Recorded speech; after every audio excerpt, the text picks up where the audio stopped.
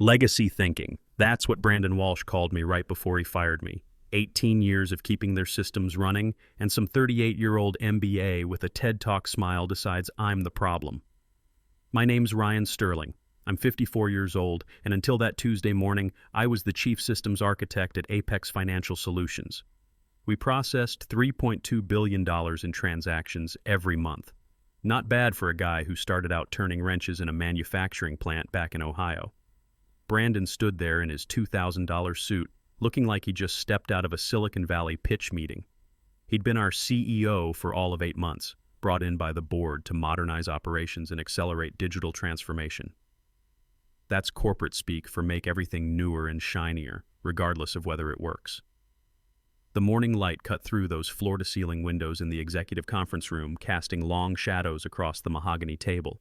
I was sitting in my usual spot, third from the head, watching dust particles drift through the air like they had all the time in the world. I should have known something was up when I saw the other executives already seated. Lucas Harper, the CTO I'd trained from a junior developer. Scott Reynolds, the COO who'd relied on my crisis management during the 2019 security breach. Justin Cole, the CFO, who understood exactly how much money my architecture had saved this company. None of them would meet my eyes. "Ryan," Brandon began, his voice carrying that rehearsed warmth that made my skin crawl, "we need to discuss the future direction of our technology stack." I didn't say anything. When you've been around as long as I have, you learn to let people hang themselves with their own words. Give them enough rope, and they'll show you exactly who they are. He continued pacing near those windows like he was giving a presentation to investors. "The board and I have been conducting a comprehensive review of our technical infrastructure. Your contributions over the years have been significant." There it was, the pause before significant. In corporate speak, that pause is the equivalent of a death sentence. It means but is coming next, and whatever follows but is going to hurt. "However," Brandon said, turning to face me directly, "the industry landscape has evolved dramatically. Our competitors are leveraging cutting-edge cloud-native architectures, implementing microservices frameworks, deploying AI-driven solutions for real-time optimization. Your approach, while historically stable, represents legacy thinking that's constraining our ability to innovate and compete effectively." Legacy thinking. I'd built the system that kept this place running while our 3 biggest competitors crashed spectacularly on Black Friday last year. Their cutting-edge solutions couldn't handle the load, but our legacy architecture processed every single transaction without a hiccup. I'd designed the encryption protocols that passed every security audit since 2006. I'd created the failover systems that saved the company during the 2020 server crisis when half the internet went dark. But apparently, that was just legacy thinking. "You're firing me," I said. Not a question. After 18 years in corporate America, you develop a sixth sense for these conversations. "We're restructuring the technical leadership team," he replied smoothly, like he'd practiced this speech in the mirror. "Your position is being eliminated as part of our digital transformation initiative. Of course, we'll provide a generous severance package, 6 months salary, full benefits continuation, and a positive reference for your next opportunity." I looked around the room one more time. These guys had been coming to me for answers for years. Emergency calls at 2 a.m. when the payment processing system started throwing errors. Weekend deployments when we needed to patch critical security vulnerabilities. Holiday mornings when some configuration change went sideways and millions of dollars in transactions were stuck in limbo. I was the guy they called when everything went to hell. The one who knew where all the bodies were buried, metaphorically speaking. The institutional knowledge that kept this company's digital heart beating. And now they just sat there, silent as tombstones. "When?" I asked. "Effective immediately," Brandon replied with surgical precision. "We'll need your access credentials, company devices, and ID badges. Security will escort you to collect your personal belongings. Clean, professional, efficient, like I was a malfunctioning piece of equipment being decommissioned." I stood up slowly, gathering my coffee mug and notebook. 18 years of 3 a.m. emergency calls, weekend deployments, and system saves that kept this company operational. 18 years of building something robust and reliable in an industry where move fast and break things had become gospel. All of it reduced to 2 words: legacy thinking. As I reached the door, my personal phone buzzed in my pocket. I never check messages during meetings, but something made me glance at the screen. It was an automated alert from a monitoring system I'd set up years ago, one that monitored the health of critical infrastructure components, one that nobody else knew existed because I'd built it as a personal backup to catch problems before they became disasters. The notification made my hand pause on the door handle. The encryption key rotation service was showing yellow status, not critical yet, but a warning that something needed attention within the next 72 hours. I looked back at the room full of executives who'd just decided they didn't need my expertise anymore, slipped the phone back in my pocket, and walked out the door. The hallway stretched before me like a tunnel. Each step echoed against polished marble floors that I'd walked across thousands of times. Morning meetings, late-night emergencies, weekend deployments when everyone else was home with their families. This building knew my rhythms better than most people did. Eyes tracked me from cubicles and glass offices as word spread through the building like wildfire. Conversations stopped mid-sentence. Keyboards went silent. In corporate environments, news travels faster than light, carried on Slack channels and whispered exchanges by the coffee machine. I kept my pace steady, controlled. 18 years in this business builds a particular kind of composure. You learn to maintain your dignity even when the ground is shifting beneath your feet. At the security desk, a young woman named Nicole Patterson stood up too quickly, nearly knocking over her coffee. Her badge identified her as part of the new hiring wave from the last 6 months. She looked nervous, probably hadn't done many termination escorts before. "Mr. Sterling," she said, voice uncertain, "I've been instructed to. I have a box for your belongings." "I know," I said gently. "You're just doing your job. Nothing to apologize for."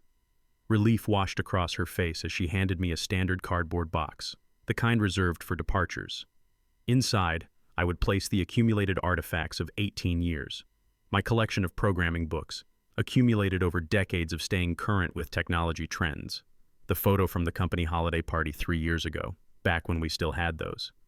My coffee mug that read, "There are only 10 types of people in the world, those who understand binary and those who don't." Jennifer had given me that for my birthday when I first started learning to code. I surrendered my access badge first. That piece of plastic had gotten me through every door in this building for nearly 2 decades. It felt lighter than it should have, considering how much of my life it represented. Then my company phone, encrypted and containing years of notes, architectural diagrams, and emergency contact lists. Not that it mattered. I could recreate most of that information from memory if needed. The irony wasn't lost on me. They were taking away my access to the systems I'd built, the documentation I'd created, the institutional knowledge I'd accumulated. But they couldn't take what was in my head. And they'd just made a very expensive decision based on the assumption that what was in my head wasn't valuable anymore. "Ryan." The voice came from behind me as I finished packing my personal items. I turned to see Lucas Harper approaching, looking like a man walking to his own execution. He'd been my protege once, back when he joined as a junior developer with more enthusiasm than experience. I'd spent countless hours teaching him the fundamentals of system architecture, showing him how to think about scalability, security, and reliability. "I just heard," he said, his voice barely above a whisper. "Brandon didn't consult me on this decision. I would have fought it if I'd known." "Would you have?" I asked, keeping my tone even. "Because you were sitting right there when he made the announcement. Didn't hear much fighting." He hesitated, and that hesitation told me everything I needed to know about where his loyalties really lay. "The board made the decision," he said finally. Brandon presented it as already determined. "Decisions are only determined until someone with authority questions them," I replied. "But you didn't question it, did you? Too busy protecting your own position." Lucas looked past me, toward the elevators and the infrastructure that hummed invisibly behind every wall in this building. The servers in the basement that processed millions of transactions daily. The network switches that routed data across the globe. The backup systems that ensured nothing ever got lost. All of it designed and implemented under my supervision. "Ryan, who's going to manage the core platform? The payment processing engine? The encryption protocols? The failover systems?" "That," I said, "is no longer my problem. You approved this restructuring by staying silent when it mattered." I could see him trying to formulate a response that would somehow absolve him of responsibility while keeping his own job secure. The mental gymnastics of corporate survival. "Please," he said finally, "let's go upstairs. We can talk to Brandon together, explain the risks of this transition. Maybe we can work something out. The risks were always there, Lucas, I interrupted. Every system has risks. The question is whether you understand them well enough to prevent them from becoming disasters. And based on this conversation, I'm guessing you don't. I picked up my box of belongings and headed for the exit. Behind me, I could hear Lucas calling my name, but I didn't turn around. Some bridges burn whether you want them to or not. Outside, the city moved with its usual indifferent momentum. Cars navigated traffic, people hurried along sidewalks absorbed in their own concerns, delivery trucks made their rounds. The world doesn't pause when your professional identity gets dissolved. It just keeps spinning, and you either find your footing or get left behind. I stood there for a moment, cardboard box under my arm, feeling the weight of 18 years settling on my shoulders. Not sadness exactly, and not anger either. Something clearer than both, a crystalline understanding of what came next. My personal phone rang before I'd even reached my car. Ryan Sterling, I answered. Mr. Sterling, this is Michael Thompson from Summit Financial Systems. We've been following your work for years. We understand you might be considering new opportunities. I almost smiled. The corporate grapevine moves fast in the fintech world. What makes you think I'm available? Industry sources, he replied diplomatically. Word travels quickly in our sector. We're building next-generation payment infrastructure, and we need someone who understands that innovation without stability is just expensive failure. That was the first intelligent thing I'd heard all day. Most companies chase the latest trends without understanding the fundamentals. They want to move fast and break things. But in financial services, breaking things means losing money, violating regulations, and destroying trust. Tell me about your current architecture, I said, unlocking my car but not getting in yet. Honestly, it's a mess, Michael admitted. We're processing about $500 million in daily transactions, but we're planning international expansion. Europe first, then Asia Pacific. Our current infrastructure keeps buckling under load testing. We tried migrating to microservices last year, thinking that would solve our scalability problems, but it just created new ones. Classic mistake. I'd seen it dozens of times over the years. Companies read about Netflix or Amazon's architecture in some tech blog and assume they can copy it without understanding the context. They think microservices are a silver bullet for all performance problems. Microservices aren't magic, I told him. They introduce complexity, distributed systems that are harder to debug, harder to secure, harder to maintain. If your monolith is failing, it's usually because of specific bottlenecks in your data layer or processing logic, not because the entire architectural approach is fundamentally wrong. Exactly what we needed to hear, Michael replied. We need someone who knows that newer isn't automatically better, someone who understands that in financial services, reliability trumps everything else. Can we schedule a meeting? We're prepared to offer a senior architect position with equity participation and complete technical authority over infrastructure decisions. Send me the details, I said. I'll review them and get back to you. After we hung up, I sat in my car for a long time, engine off, watching the Apex building through my windshield. 18 years. I'd given them 18 years of nights, weekends, holidays, family dinners cut short by emergency calls. I'd missed my son's high school graduation because of a critical system failure that required my immediate attention. I'd canceled a vacation to Italy that Jennifer and I had been planning for months because of an unexpected security audit. I'd put this company's needs before my family's more times than I cared to count, and they'd just decided that was worth nothing. But here's what Brandon and his board didn't understand. When you eliminate institutional knowledge, you don't just lose a person. You lose decades of context, hundreds of small decisions that shaped how systems evolved, thousands of edge cases that were handled quietly before they could become problems. They thought they could replace experience with enthusiasm, wisdom with innovation. They were about to learn the difference between the two, and the education was going to be expensive. I started the car and drove to a coffee shop 3 blocks from the office, the kind with mismatched furniture and baristas who didn't try to upsell you on seasonal drinks. I ordered black coffee and found a table by the window where I could watch the city move, while my conversation with Michael Thompson continued via text. My personal laptop, not company property, never had been, contained something that Brandon's team was going to need very soon. A private server I'd maintained for my own projects, containing a folder labeled Apex Architecture Documentation. Everything was there. 18 years of institutional knowledge, every design decision, every trade-off, every hidden dependency that kept the systems running smoothly. The encryption protocols I'd designed specifically for financial compliance, the load balancing algorithms that distributed traffic in ways that standard commercial solutions couldn't match, the failover procedures that had saved the company during the 2020 infrastructure crisis when half the internet went dark, all of it documented in meticulous detail, stored on my own equipment, accessible only through my personal credentials. Because I'd learned early in my career that companies don't value knowledge until it's gone. I'd always planned to transfer this documentation properly when I eventually retired or transitioned to a new role. Maybe conduct training sessions over several months, ensuring smooth knowledge transfer. That opportunity had just been eliminated. What happens when you remove the person who understands not just how a system works, but why it was built that way? I suspected Apex was about to find out, and the lesson was going to cost them more than my annual salary. Much more. By the time I got home, it was late afternoon. The house felt too quiet, too empty. Jennifer was visiting her sister in Phoenix for the week, and both kids were away at college. Sarah at Northwestern studying engineering, Michael at Penn State in business. The bills for their tuition were a constant reminder that getting fired at 54 wasn't just about wounded pride. It was about real money, real responsibilities that didn't pause for corporate restructuring. I unpacked my cardboard box slowly, finding places for everything. The programming books went back on my shelf, accumulated over decades of staying current with evolving technology. The photo from the holiday party found its way to my desk. The binary coffee mug went into the kitchen cabinet, where it belonged. Then I sat down at my home office and opened my email.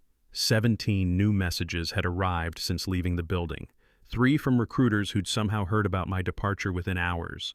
The fintech industry's grapevine moves at fiber optic speed. 2 from former colleagues expressing sympathy and outrage. 1 from some of the engineers I'd mentored over the years, asking if there was anything they could do. And 1 from Apex's legal department with the subject line severance agreement and post-employment obligations. I opened that one first. Standard corporate protection language. Non-compete clause limiting, where I could work for the next 12 months. Non-disparagement agreement preventing me from speaking negatively about the company. Intellectual property assignment confirming that everything I'd created during my employment belonged to Apex. I read it carefully, professionally.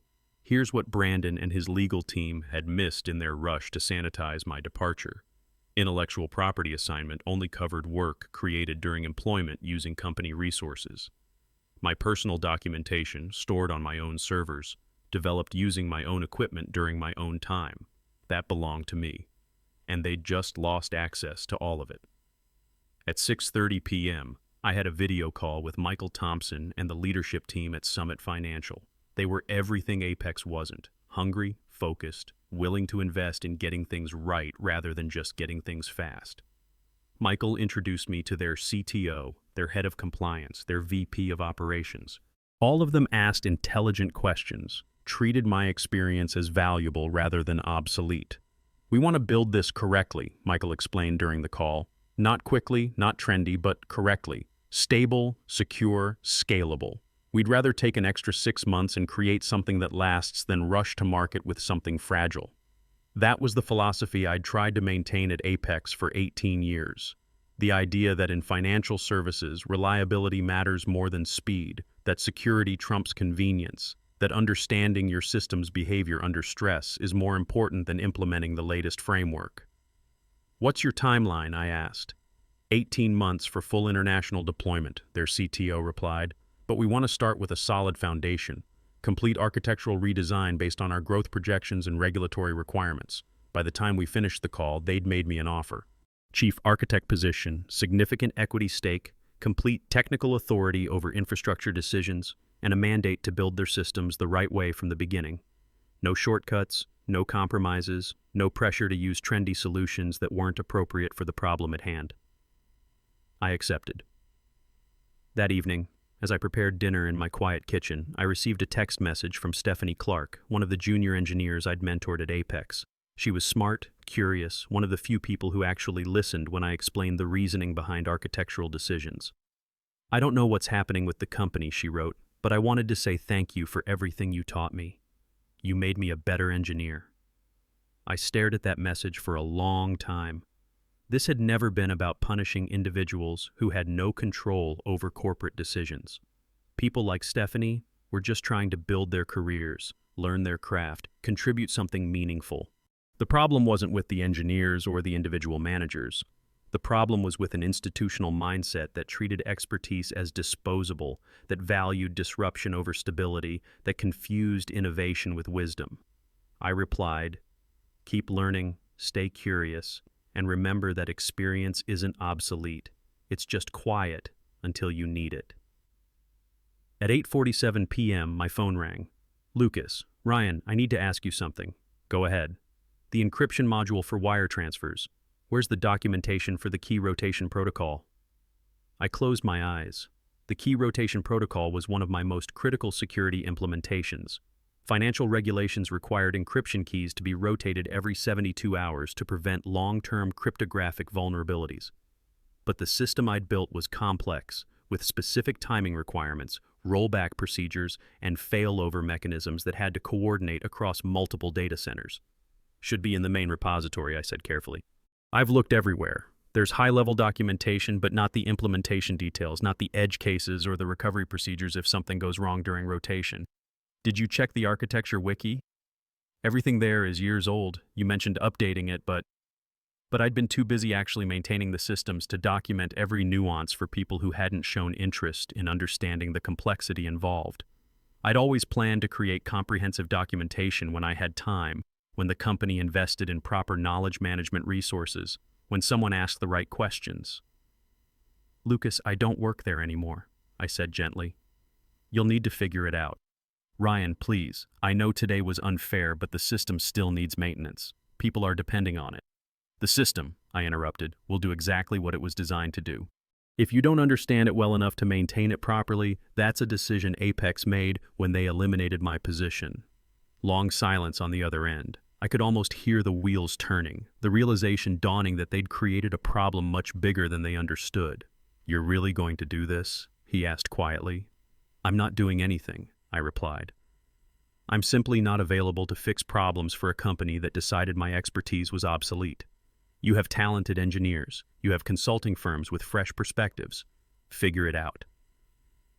The irony was perfect. They'd hired me 18 years ago because they needed someone who understood complex systems. They'd kept me for 18 years because those systems had grown more complex, not less. And now they'd fired me because they thought complexity was a problem that could be solved by switching to newer tools. They were about to learn that complexity doesn't disappear when you change tools. It just moves around, and if you don't understand where it went, it comes back to bite you when you least expect it. I hung up and sat in my kitchen, watching city lights flicker through the window. Tomorrow, I would start building something new, something better, something designed from the ground up with all the lessons I'd learned over nearly 2 decades. Tonight, I would let Apex discover what they'd really lost, when they decided experience was just legacy thinking. The education was about to begin. The first major incident occurred at 11:32 p.m. that same night. My phone started ringing, not my work phone, which was now sitting in some security drawer at Apex, but my personal device. I glanced at the screen and turned it off. Whatever was happening at Apex was no longer my problem. I went to sleep. The next morning arrived with a sense of inevitability. I woke at 5:30, made coffee, and checked the financial news on my tablet before looking at my phone. 3 major industry publications had already picked up the story. Apex Financial Experiences, major service disruption. Fintech platform faces unexplained outage. Payment processor down for 12 plus hours. 12 hours. That was longer than I'd anticipated. Either they were being extremely cautious, or they were more lost than I'd realized. I turned my phone back on. 47 missed calls, 63 text messages, 21 voicemails. I didn't listen to any of them. Instead, I got dressed, drove to Summit Financial's offices, and began my first official day as their chief architect. The contrast was jarring. Where Apex had become bureaucratic and risk-averse, Summit was focused and decisive. Where Brandon had dismissed experience as obsolete, Michael Thompson treated it as their most valuable asset. We want to learn from other people's mistakes instead of making our own, Michael told me during our morning meeting. Build something that works reliably from day one, not something that breaks in interesting ways. That philosophy would have gotten you laughed out of most Silicon Valley boardrooms. In fintech, it was the difference between success and catastrophe. Around 10:30 a.m., my phone rang with a number I didn't recognize. Against my better judgment, I answered. "Mr. Sterling, this is Michelle Grant from Apex's Board of Directors. We need to speak with you urgently." Board level. The situation had escalated beyond Brandon's ability to contain. "I'm in the middle of my first day at a new position," I said. "Perhaps we can schedule something for next week." "Mr. Sterling, our entire platform has been down for 14 hours. We're losing millions of dollars per hour. Our clients are threatening to terminate their contracts. We need your help immediately." "What happened to Rise Advisory?" I asked. "The consulting firm with all those fresh perspectives and modern solutions? They've been working through the night. They can't resolve the core issues. And your internal team? Lucas is a capable CTO. They're missing critical information about the system architecture, security protocols, failover procedures, encryption configurations. Information that apparently wasn't documented in our standard repositories." "Why wasn't it documented?" I asked, though I already knew the answer. Another pause. We're not entirely sure," I could have explained. Could have told her about years of budget requests for documentation resources that were denied, suggestions for hiring additional senior architects to provide redundancy that were shot down to save costs, proposals for comprehensive knowledge management systems that were deemed unnecessary overhead. Instead, I said, "What exactly are you asking me to do?" "Come back temporarily, as a contractor. We'll pay whatever you want. I have a new position. I started today. I can't just abandon that commitment. Please, Mr. Sterling, we understand there were mistakes in how your departure was handled. But right now we have 300,000 employees who haven't received their payroll, and our payment processing failures could trigger regulatory investigations." Regulatory investigations. That was new information. The situation was worse than I'd thought. "What's your offer?" I asked. "Name your terms." I thought about it carefully. Not about the money, but about the message this would send to every company that treated experienced professionals as disposable commodities. $2,000 per hour, I said. Minimum 100-hour engagement, payment in advance. And I don't report to Brandon. I report directly to the board with final authority on all technical decisions during the engagement. That's $200,000 just for the retainer. "That's the cost of emergency expertise," I replied. "It's considerably less than what you're losing per hour in downtime, and probably a fraction of the regulatory fines you'll face if this continues much longer." Muffled conversation, hands over phones, urgent whispers in the background. "We accept your terms," Michelle said. "How soon can you start? I need to discuss this with my new employer. If they're willing to loan me out for this emergency, and that's a significant if, I could potentially begin tomorrow. But I want to be absolutely clear. This is a limited engagement to restore service and transfer knowledge. I'm not coming back permanently." "Understood. We'll have contracts drawn up immediately." After I hung up, I found Michael Thompson and explained the situation. To his credit, he listened without interrupting. "What do you want to do?" he asked when I finished. "Honestly, part of me wants to let them suffer the full consequences of their decision. They made a calculated choice that expertise was expendable. Now they're learning the real cost of that calculation." Michael nodded thoughtfully. But there are 300,000 people who need their paychecks. Client companies that depend on that platform. Employees at Apex who had nothing to do with the decision to fire me. "You know what this tells me about you," Michael said. "You're exactly the kind of person we want leading our architecture. Someone who understands that systems serve people, not egos. Take the time you need to clean up their mess. Do it the right way. We'll be here when you're done." I spent the rest of the afternoon drafting a detailed contract with the help of a lawyer friend. The terms were explicit: full access to all systems, complete technical authority, no interference from Brandon or the consulting team, and a comprehensive knowledge transfer plan that would take a minimum of 4 weeks to execute properly. By 6 p.m., Apex's legal team had signed everything and wired the $200,000 retainer to my account. I drove back to the Apex building that evening. The parking lot was fuller than usual for 7 p.m. Clearly, the crisis had everyone working late. The building looked the same from the outside, but felt different. There was a tension in the air, a desperation that seemed to hum through the ventilation system. Lucas met me at the security desk. He looked exhausted, hollow-eyed, like he hadn't slept since our conversation the night before. "Thank you for coming back," he said quietly. I'm not back, I corrected. I'm here as a contractor to resolve a crisis and transfer knowledge, nothing more. He led me to the operations center, where half a dozen engineers were hunched over workstations, trying approaches that I could see were fundamentally misguided. Error messages scrolled across multiple screens. Status dashboards showed red alerts across every critical system. "Everyone stop," I said, not loudly but with unmistakable authority. The room went silent. Engineers looked up, some with relief, others with resentment at having their work interrupted. "I need to understand exactly what you've tried and what state the systems are in." Nobody touches anything until I've completed my assessment. One wrong command at this point could make the situation exponentially worse.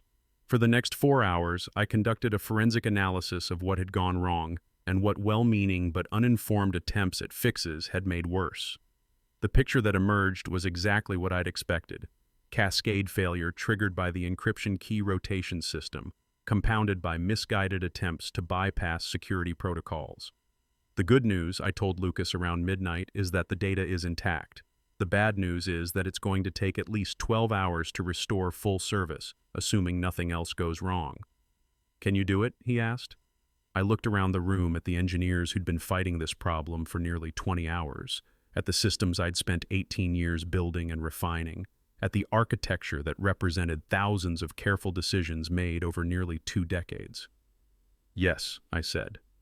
"But this time we're going to do it right. No shortcuts, no quick fixes, no bypassing security protocols because they're inconvenient. When we're done, you're going to have a system that not only works, but that you actually understand." By 6:15 a.m., the first systems came back online. By 8:30 a.m., transaction processing resumed. By 10:45 a.m., the delayed payroll finally completed, depositing paychecks that were now over 30 hours late.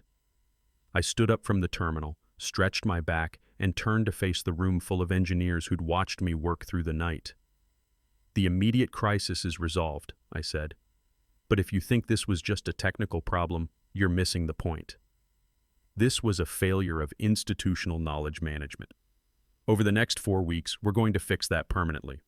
The lesson had a price tag: $200,000 for my services, millions in lost revenue, damaged client relationships, and a regulatory investigation that would probably cost even more. But the real education was just beginning. They'd learned that expertise isn't obsolete, it's just invisible until it's gone. As I walked out of the building that morning, watching the sunrise paint the city in shades of gold and amber, I realized something important. This wasn't really a story about revenge. It was a story about value, the value of experience, the value of institutional knowledge, the value of understanding that some things can't be replaced with newer, shinier alternatives. Sometimes the most expensive lesson is the one that teaches you what you had all along. The real legacy isn't the code you write, it's the wisdom to know when not to write it at all.